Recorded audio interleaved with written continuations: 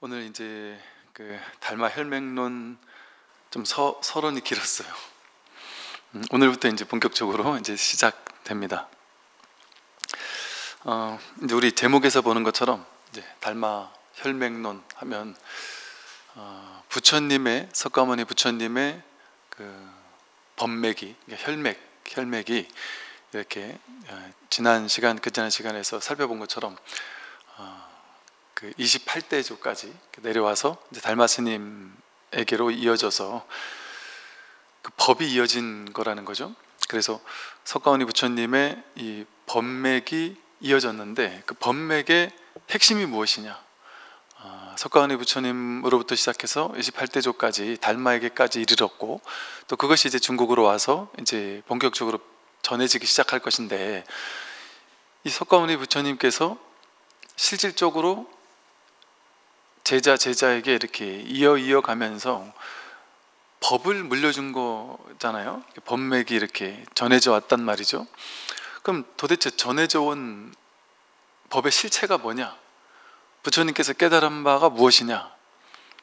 무엇을 부처님께서는 제자들에게 가르치셨고, 그 가르침을 온전히 온전히 깨달아서 흡수한 제자들이 또 그 밑에 제자에게 똑같이 전하고 엇갈려 전하면서 지금까지 부처님의 법맥이 이어왔는데, 그 이어져 온 그 법의 실상이 뭐냐? 뭐를 법이라고 하는 것이냐? 무엇을 진리라고 하는 것이고, 너가 도대체 깨달은 건 무엇이냐? 부처님께서 깨달은 것은 무엇이고, 부처님 이후에 대대로 전하면서 깨달음을 전해줬던 그것이 도대체 뭐냐? 무엇을 깨달았고, 또 무엇을 전해줬으며, 또 무엇을 전해받았는가 하는 것에 대한 어떤 핵심을 설한 가르침, 이제 그게 이제 달마 혈맥론입니다. 그래서 이 혈맥론이라는 말처럼 부처님의 깨달음의 핵심, 진실이 무엇인지를 이제 고스란히 드러내고 있는 논서가 이 혈맥론이죠. 이 첫 마디부터가 참 이런 게 이제 이 선오록의 그 맛이고 묘미가 아닌가 싶어요.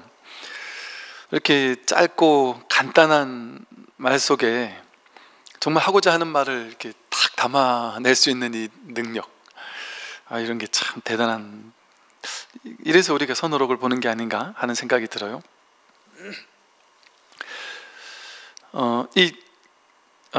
이 내용은요, 저희가 이제 유튜브로 오픈할 때는 그 밑에 자막으로 다 들어가니까 그걸 참고하셔도 되고요.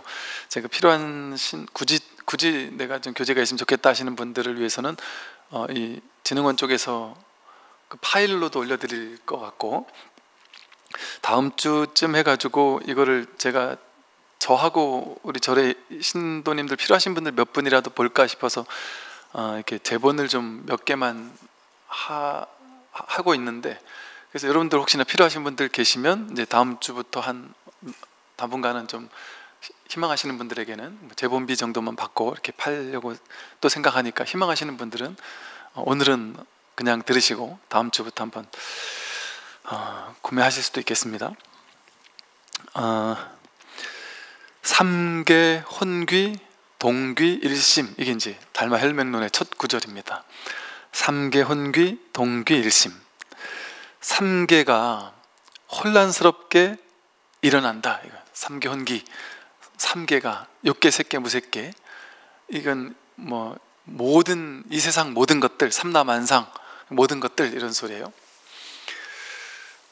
우리는 뭐 육계, 색계, 무색계의 이게 층위별로 또 지옥, 악이, 축생, 인간, 수라, 천상, 온갖 종류의 존재들이 사는 곳을 이 삼계라고 불러요. 이 세상이라고 불러요. 이 세상이 혼란스럽게 일어났다. 이게 이제 참 의미가 있는 말이에요. 우리 머리로는 알 수 없단 말이에요. 이제 우리 뭐 옛날 장자나 이런 데서도 보면 이제 혼돈이라는 표현을 쓰기도 했죠. 이 세상은 우리가 보기에는 완전히 혼돈 그 자체란 말이죠.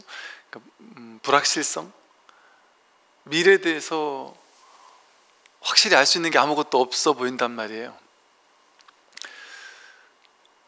여러분의 미래가 어떻게 될까요? 여러분들은 이제 그게 궁금하잖아요. 이제 그게 궁금하다 보니까 이 혼란스러운 세상에서 뭔가 혼란스럽지 않는 걸 찾아요. 뭔가 안심할 수 있고 뭔가 정해진 거, 내 미래가 어떻게 될지, 나의 죽음 이후가 어떻게 될지, 난 나중에 성공할 수 있을지, 내 미래가 궁금해서 뭔가 안정적이고 확정적인 내 미래가 딱 보장돼 있다면 얼마나 좋을까, 그걸 우리는 추구합니다. 그러다 보니까 괴로운 거예요. 진실은 이렇게 혼란스러운 이 자체거든요. 우리 머리로는, 이 혼란스럽다라는 말은 우리 머리로는 분별해서 알 수 없다는 거예요. 이 세상은 중중무진 연기를 어떻게 우리가 다 알 수 있겠습니까? 내가 왜 태어나게 됐을까? 하필이면 왜 이런 외모를 가지고, 성별이 뭐 남자나 여자로, 하필이면 이런 두 분 부모님 밑에서 태어나게 됐을까? 어떻게 알겠어요? 여러분에게 어떤 병이 있다면 왜 나에게 이런 병이 온 걸까? 나는 하필이면 왜 옆에 다른 친구는 보니까 똑똑해서 공부도 잘하는데 나는 왜 이렇게 태생이 공부를 못할까? 왜 이렇게 나는 가난할까? 하필이면 왜 내가 그때 교통사고가 난 것일까? 알 수 없습니다. 알 수 있는 게 아니란 말이에요. 알려고 우리는 기대를 하지만, 기대를 해서 거기에 대해서 이거 모를 뿐인 건데, 알려고 기대를 하고 알 수 있다라고 믿어요. 내가 생각을 쌈박하게 굴리고 나면 모든 것의 이유를 알 수 있을 거야. 그거 알 수 있다고 여겨요. 그래서 뭔가 안 좋은 일이 나면 반드시 머리로 그 원인을 찾아서 그 원인의 탓으로 돌려버려요. 이런 식이죠.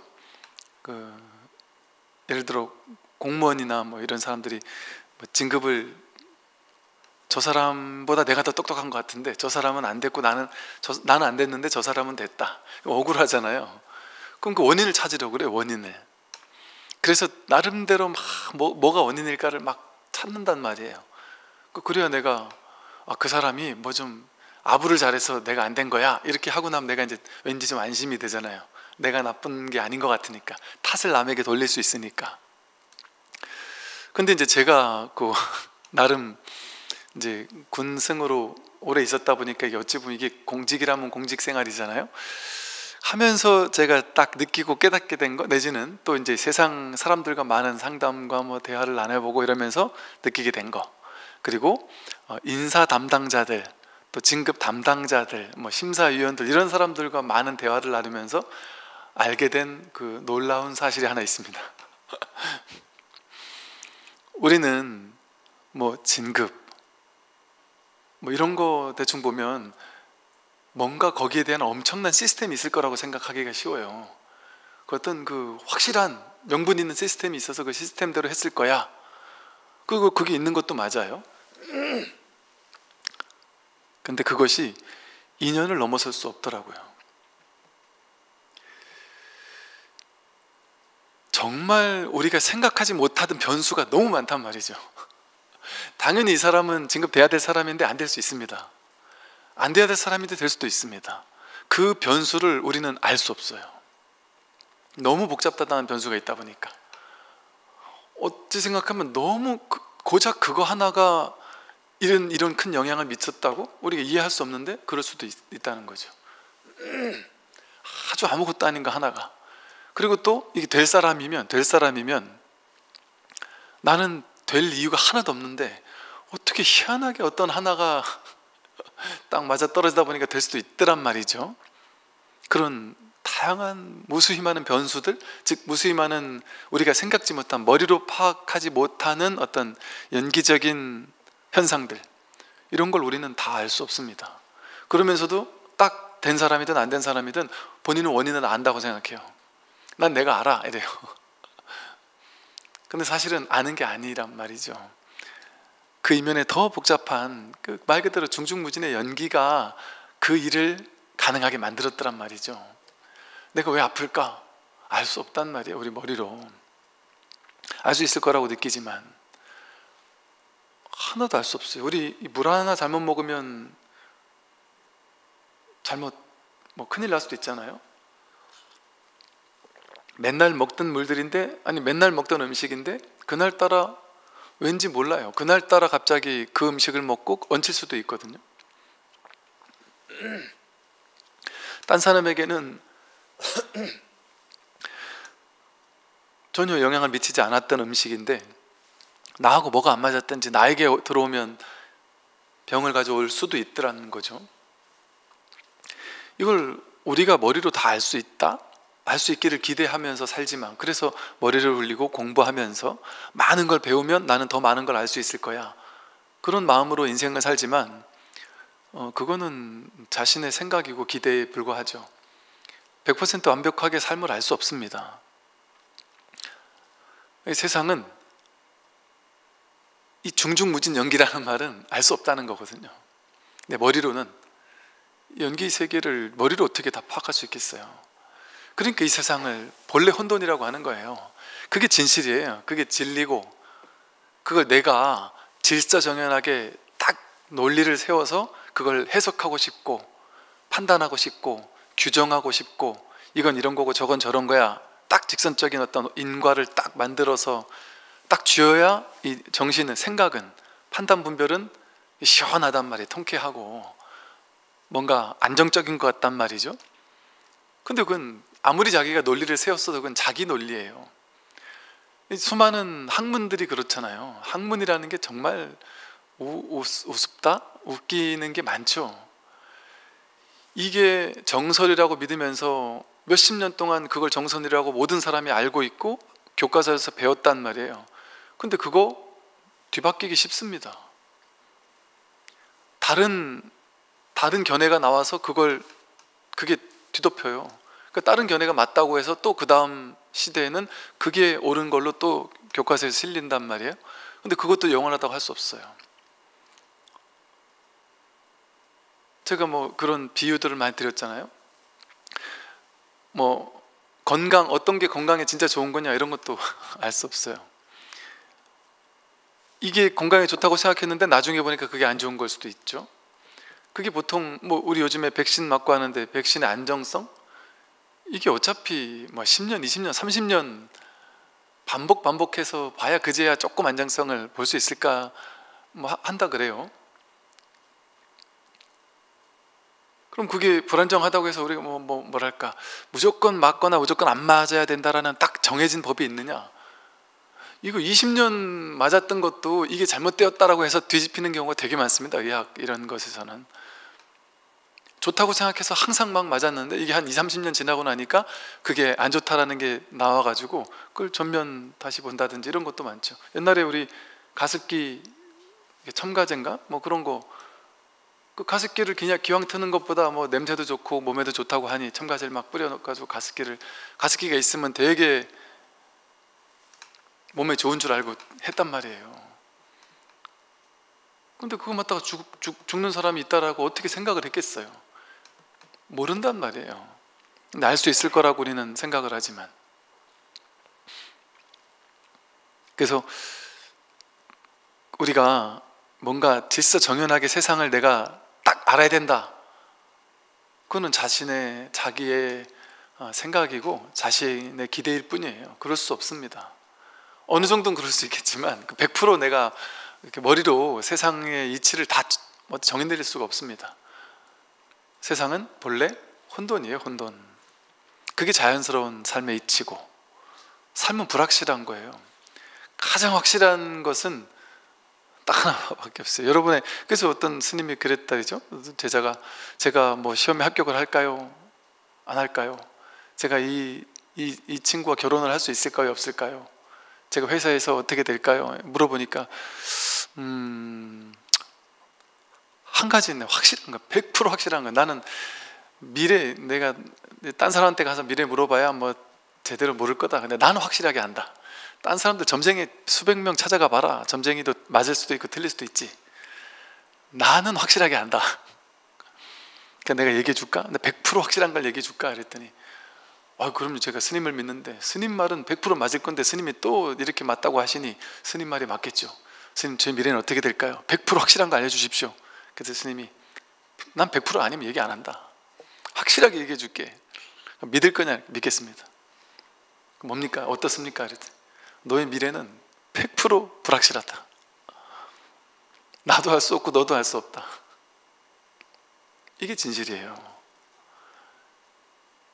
누굴 찾아가서 여러분 미래를 저당 잡힐 겁니까? 누굴 찾아가서 내 미래 어떻게 될까요? 물어봤을 때 그 답을 듣고 나면 여러분들은 반드시 거기 그 사람의 말에 휘둘린단 말이에요. 말의 영향력 속으로 딱 빠져들어가요. 에이, 그냥 재미로 보는 거죠. 재미로 보기 안 돼요. 사람이 나약해요. 우리의 정신이 되게 나약해요, 사람은. 그래서 옛날부터 어떤 그 사람들의 나약한 정신을 이용하는 사람도 많죠. 이게 오래된 직업이에요. 어찌 보면 사람들의 그 나약함을 뭔가 나는 안다 하는 것처럼 해서 뭐 봐주고 확실히 아는 것처럼 해가지고 내가 비법이 있다.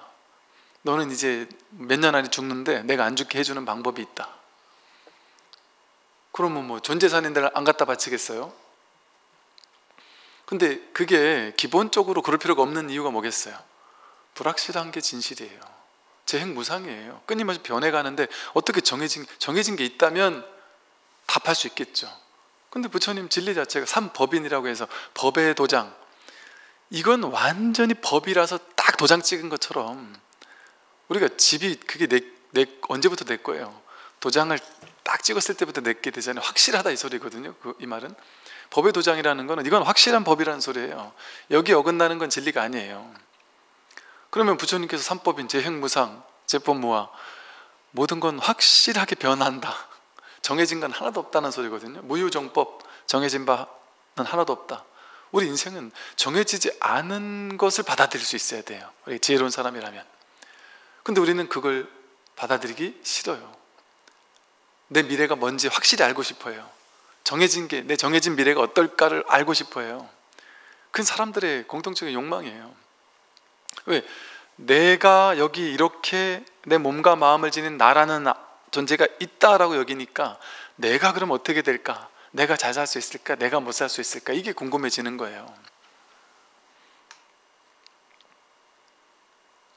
근데 죄법무화라 그래서 이게 내가 아니라고 그랬잖아요, 부처님께서. 이게 내가 아니기 때문에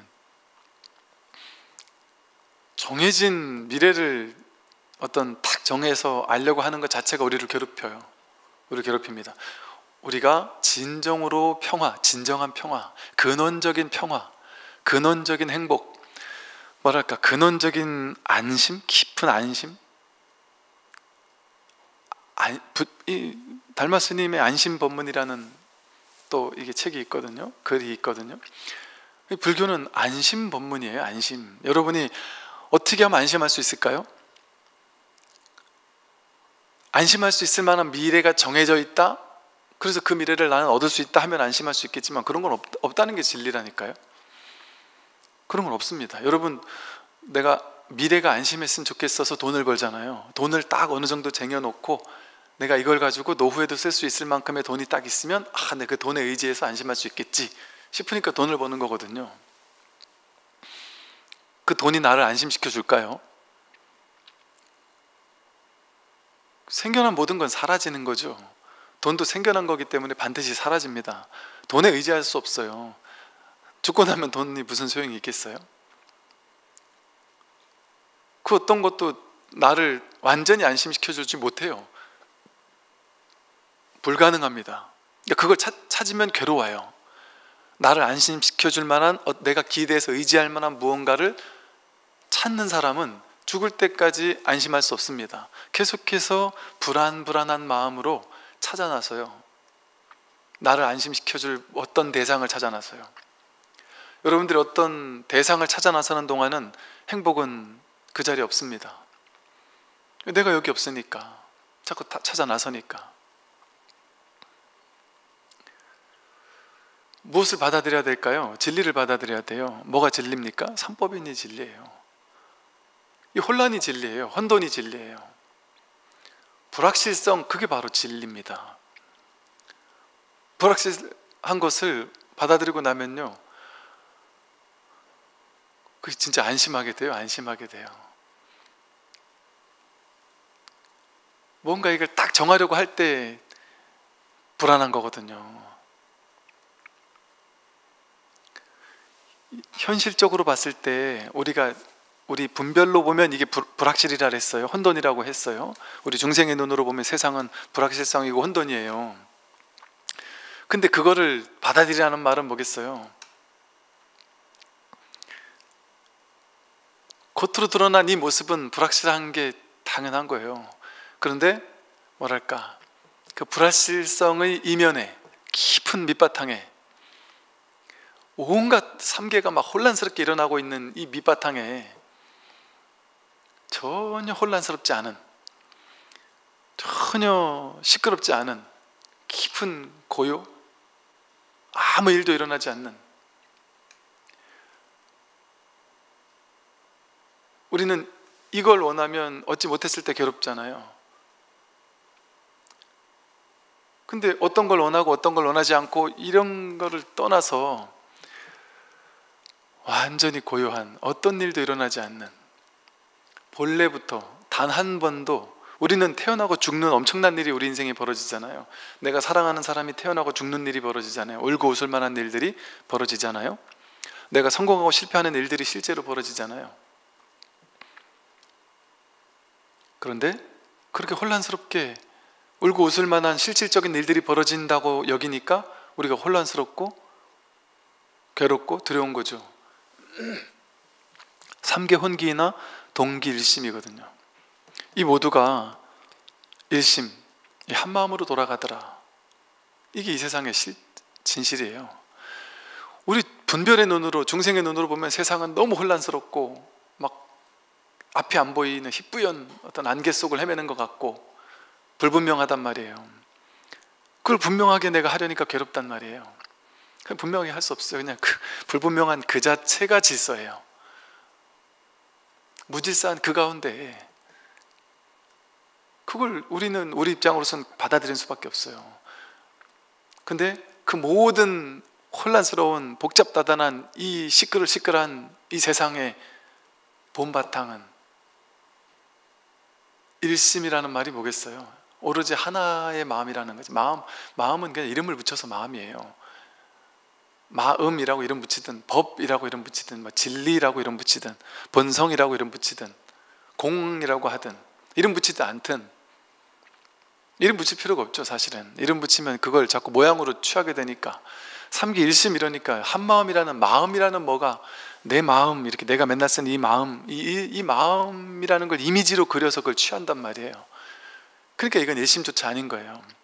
그런데 여기에 일심, 마음, 일심이라고 하든 일법이라고 하든 일불승이라고 하든 상관없는데, 일진법계라고 하든 뭐라고 하든 상관없는데, 그거는 일이란 말, 일, 하나.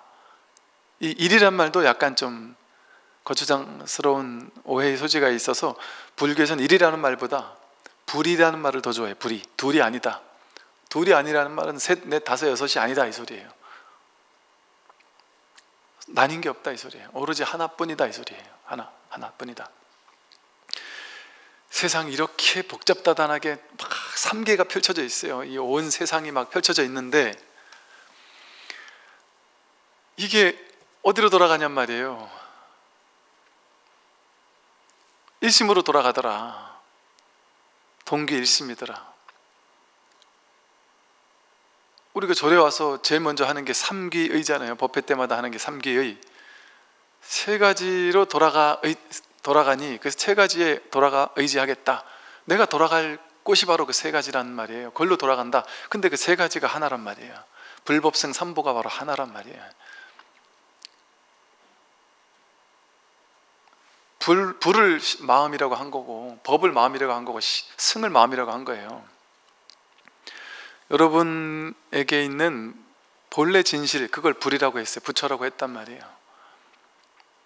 하나임의 이 진실을 부처라고 했고요. 그러니까 이 법신이라는 말이 있듯이 법을 몸으로 한다, 진리를 몸으로 한다. 이 삼천대천세계가 전부 다 법신 비로자나 부처님의 몸이다. 이 삼천대천세계가 전부 다 일심, 이 하나의 진실이라는 의미잖아요. 이 세상의 통으로 자기 마음이에요. 통으로 부처고.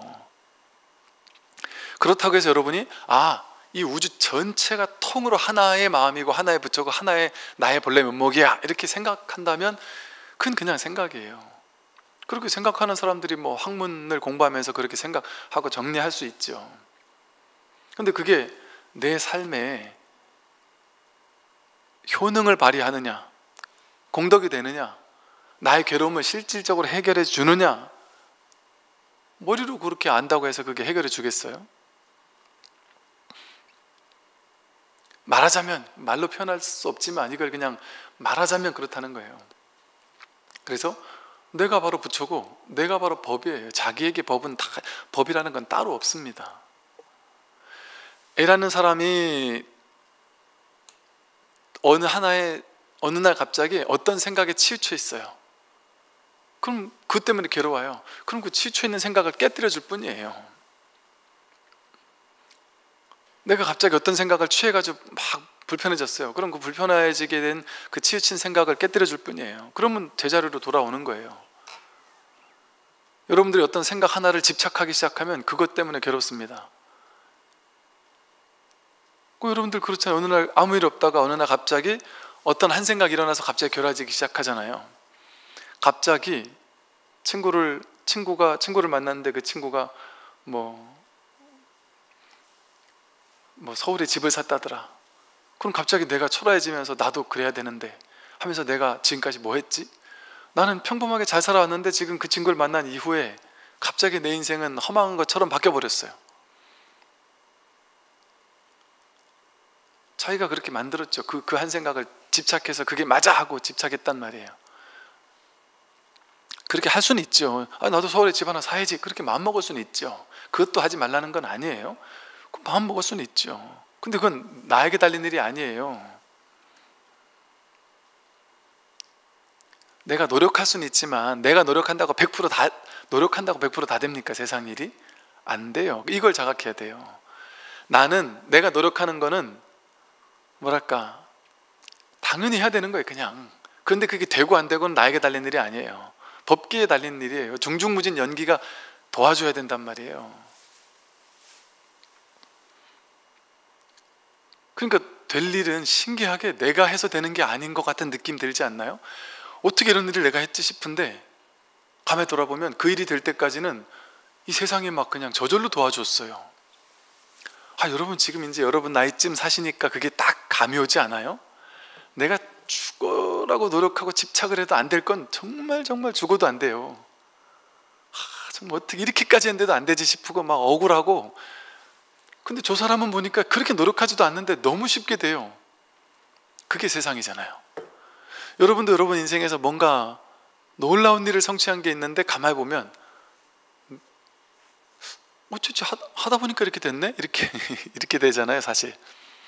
놀랍게 부자가 된 사람이나 성공한 사람들에게 물어보면 다들 뭐라고 해요? 내가 정말 열심히 했기 때문에 된 거야 이렇게 생각하기보단 운이 좋았어라는 말을 많이 한다 그래요. 그게 진실한 말이에요. 운이 좋았어가. 왜? 내 실력 가지고만은 안 되거든요. 어떻게 말하면 운이죠. 어떻게 말하면 그 운이 아니라 사실 인연인데 시절 인연이 딱 맞아 떨어지면 희한하게 난 요만큼 노력했는데 더 큰 게 주어질 때가 있다니까. 인생에서 그런 사람이 있는 게 아니라 저마다 자기에게 그럴 시절 인연이 있어요. 그 인연이 딱 맞아 떨어지면 된다니까요. 여러분 젊은 날 이제 사랑하는 사람을 내가 저 사람과 결혼하고 싶어 됩니까? 죽어도 안 돼요. 근데 되려고 하면 지금 내가 사는 이 사람하고는 되려고 하면 어때요? 그냥 희한하게 인연이 돼버려요. 제가 어떤 분께서 우리 법우님 중에 한 분이신데 남편이 외국인이세요. 근데 그분이 그런 얘기를 하더라고요. 야, 내가 이렇게 될 줄은 상상도 못했다. 나는 어릴 때부터 내가 외국인이라고 결혼한다는 건 상상도 안 했을 뿐 아니라 나는 외국인에게는 이성 같지가 않아서 마음이 안 열리는 사람이다. 난 원래가. 난 한국 사람만 좋은 사람이다. 난 원래 그런 거에 관심이 외국인들은 좀 이상하다. 이게 뭐 이상한 게 딴 게 아니라 이성적으로 안 느껴지는 사람이었다 원래. 그리고 지금 이 사람하고도 그 사람은 나를 좋다고 막 쫓아다니고 했는데 나는 전혀 그런 마음이 없었고 그렇게 이성적으로 끌리지도 않았다. 그런데 이게 되려고 하니까 희한하게 그 뭐 본인이 있던 그 회사인지 뭐 그곳에서 어디 출장을 가는데 희한하게 그 둘이 어떻게 하다 보니까 그 둘이 가게 됐다는 거예요. 그래서 며칠을 그러고 어쩌고저쩌고 있다 보니까 어쩌고저쩌고 하다 보니까 희한하게 인연이 이렇게 되더라고. 그러면 그 사람의 좋은 모습이 보이고 그러더라고 하는 거죠. 그러니까 자기 생각대로 안 된다니까요. 인생은 되려는 거는 저절로 되게 돼 있어요. 이게 희한하게도. 근다고 여기에 자기의 자유의지가 하나도 필요 없다는 얘기는 아니에요. 기본이죠 그건. 그러나 자유의지를 아무리 내가 발동을 하더라도 안 되는 건 안 되고 되는 건 된단 말이죠. 여러분 죽지 않으려고 해보세요. 안 죽어지나 안 늙어지나 무조건 100% 늙는단 말이에요. 100% 죽고. 그러니까 쉽게 말하면 여기서 이제 우리가 배워야 될 지혜는 뭘까요? 최선은 다하되 결과는 내 맡겨야 돼요. 결과는 내 일이 아니에요.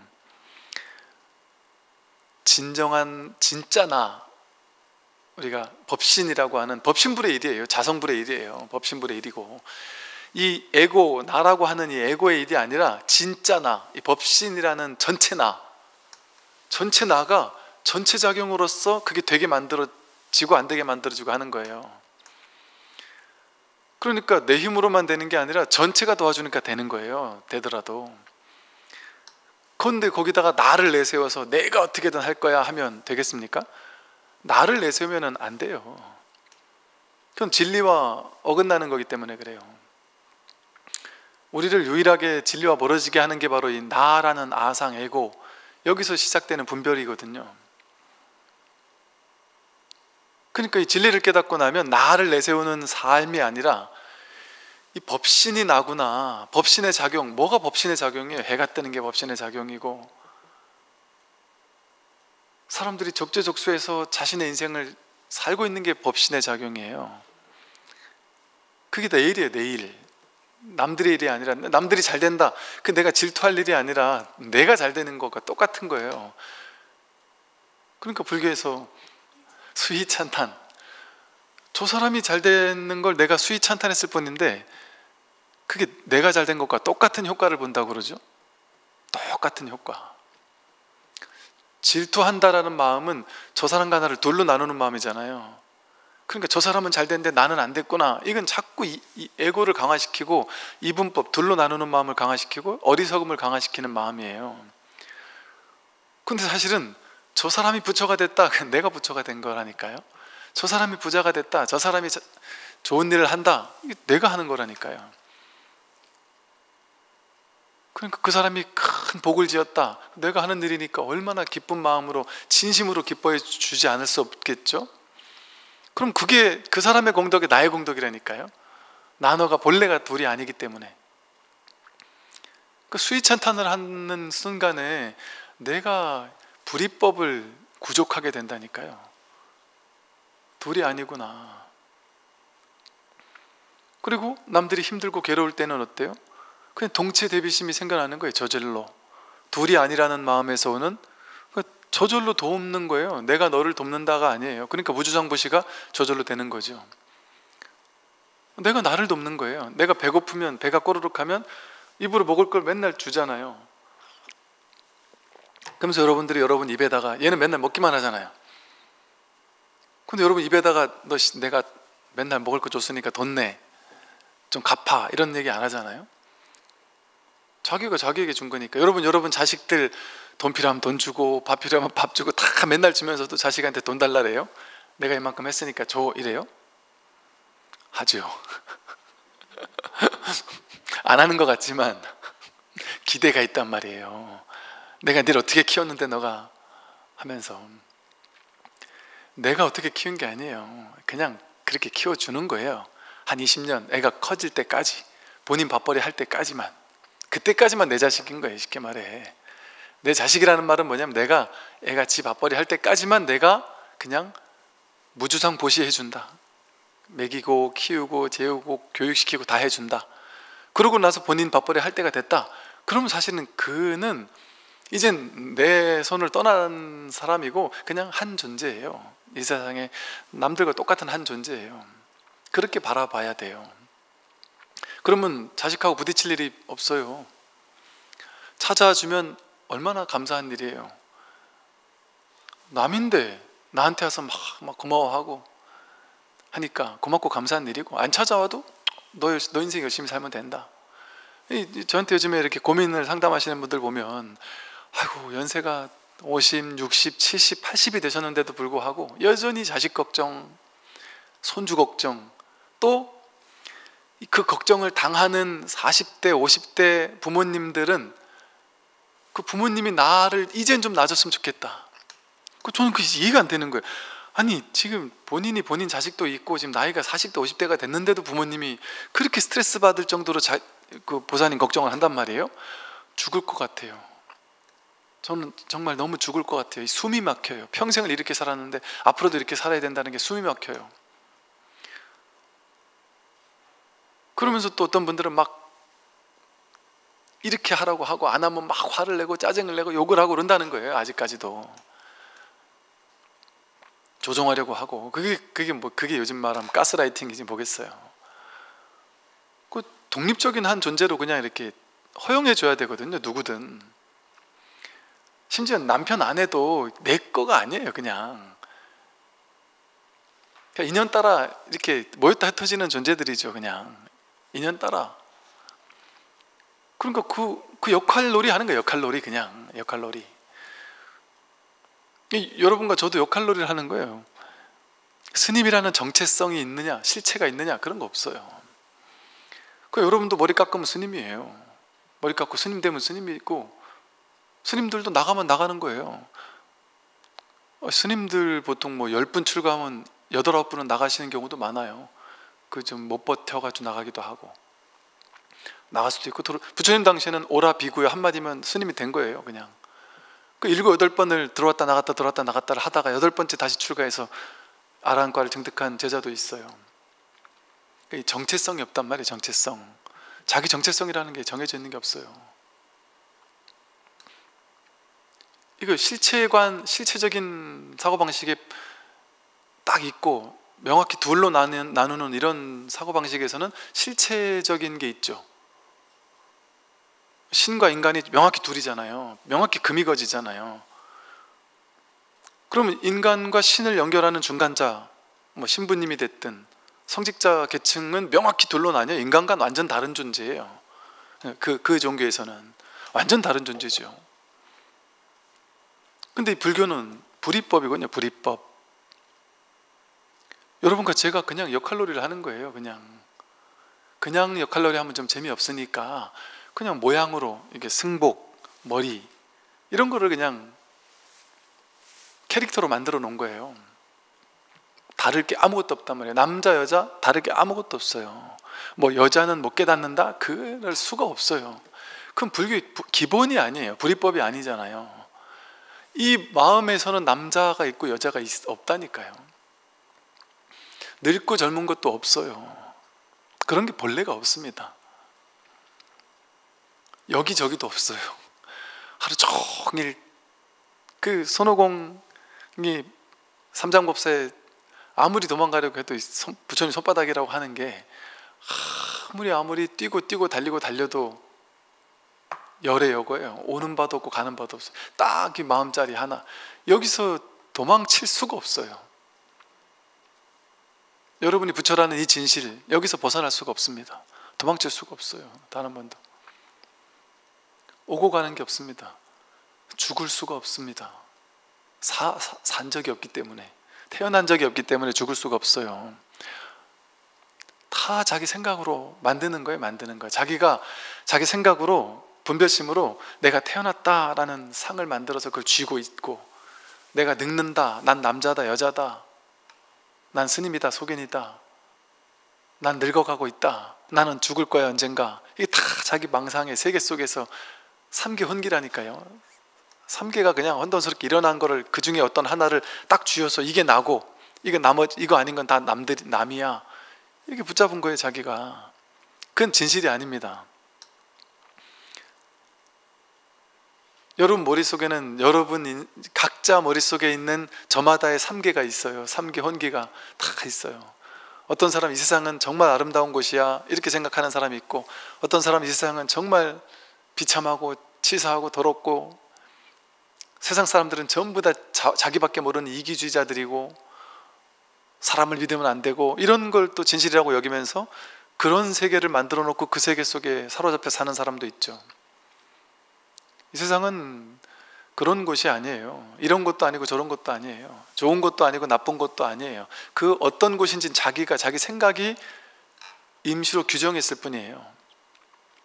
이 규정되는 곳이 아니에요. 이 세상은 좋은 것도 아니고 나쁜 것도 아니에요. 분별할 수가 없습니다.